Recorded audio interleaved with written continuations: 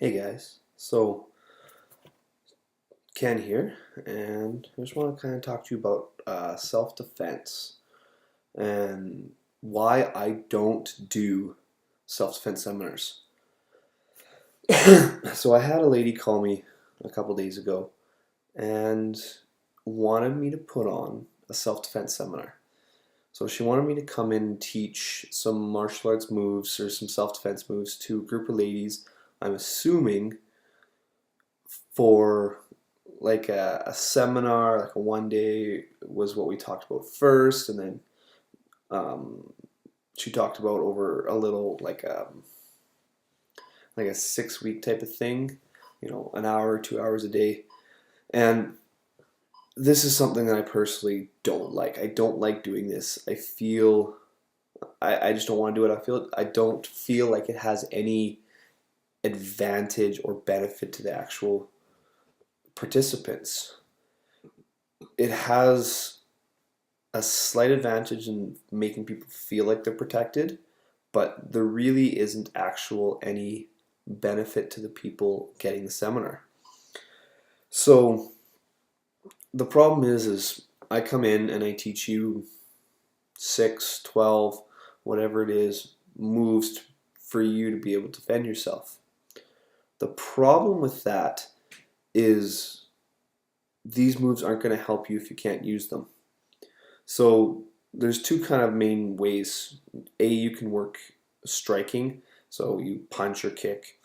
Everyone says to the groin, which is actually a pretty good place to go, is hitting someone in the groin, which is fine, but it's hard for people to actually hit someone. If you've never done martial arts, you've never actually hit someone before, which a lot of people nowadays have never done that. It's quite a hard thing to actually hit someone, especially when you're in your adrenaline fight or flight reflex. So that's one of the big issues. And then grappling, obviously, is the other sort of option. And that's just as tough, too. Uh, to train the grappling, there's a very steep learning curve when you start. There's a lot of issues where you feel like you're being squished. You're not, but it feels like it. So it's quite hard that way. So I don't like doing that. The other thing about it is to have someone come in uh, to be able to hit someone.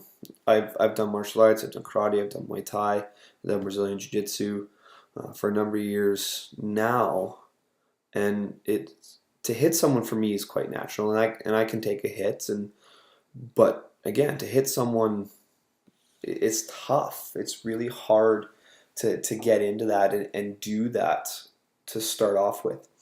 So that's the problem. That's one of the main problems with the striking. And then the other problem becomes if you get someone to be able to hit someone in that sort of situation, you have to get their adrenaline running and then you have to channel it. So one of the ways you do that is you yell, you scream, call them names, threaten family, friends, kids, whatever it is, and you get them in that adrenalized state, which you can do, but it's really stressful, it's really hard, and it's really emotionally taxing, both for the participant and for the person who's doing it. So if I was to do that to you, it's a lot of work on me, first of all. Second of all, it's a lot of work for you. And if you've had any sort of previous um, issues, assault, rape, whatever it is, it's going to bring that back to the surface. And I we do a somewhat of this in our classes, and it's built into the sparring and the rolling, sparring karate and Muay Thai, rolling and jiu-jitsu. It's built in. You deal with someone, but it happens when you're comfortable with the people around you. It happens when you're comfortable with what you're doing. To do that in a situation where it's brand new, I don't know you, you don't know me, and now I'm going to scream at you, I'm going to yell at you, I'm going to call you names. It's really hard, and you pretty much have to have, for a situation like that, some sort of counselor in. And I'm not prepared to do that on a short-term basis. It's not gonna give you the benefits you're looking for, and it's gonna be extremely harsh on yourself. So for that reason, I don't do seminars that way. I don't do self-defense seminars. I don't do that type of things. We're in Canada, the RCMP does that. Your local police force, I'm sure, if you're outside of Canada, would do something like that. So go and do that. They've got the resources. They've got the counselors, right? They've got people that can do it. Yes, it might cost you some money, but that type of training, if you need to have that ability to defend yourself, that's the way to do it. Go and do it that way because it's going to be well worth it for you if you really feel that way. Obviously, the best way to defend yourself is not get in a situation in the first place. The majority of it, that's what it is. If you go out to a bar, make sure you have friends taking care of you, watch your drink, things like that.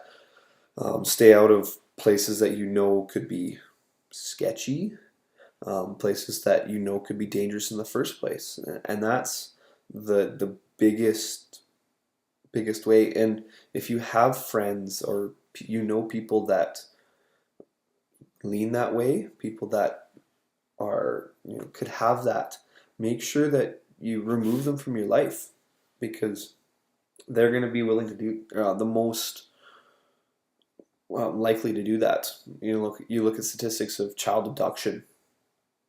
The most likely person is someone you know and aunt or family, mother, father. But it's very uncommon and or rare. I don't remember the exact statistics offhand, but for a stranger, it's quite uncommon. It's much more common for someone related or friends to be able to do that sort of abduction. And the same goes with the majority of a lot of what you're going to need the self-defense for. If you're still wanting that, get into a martial arts class, Brazilian Jiu-Jitsu, Muay Thai, whatever it is. I teach all karate, Muay Thai, Brazilian Jiu-Jitsu. I've been doing it for 20 years. Training, I've been teaching for almost a decade. And get in and do that because it's going to give you that. It's going to give you over a long term and give you the time to acclimate and do it that way because that's the proper way. Doing it just a short term is, in my opinion, it's not going to help you. So keep this in mind. If you're for self-defense seminars, stay away from them, in my opinion, unless they're done by your local police force. Okay?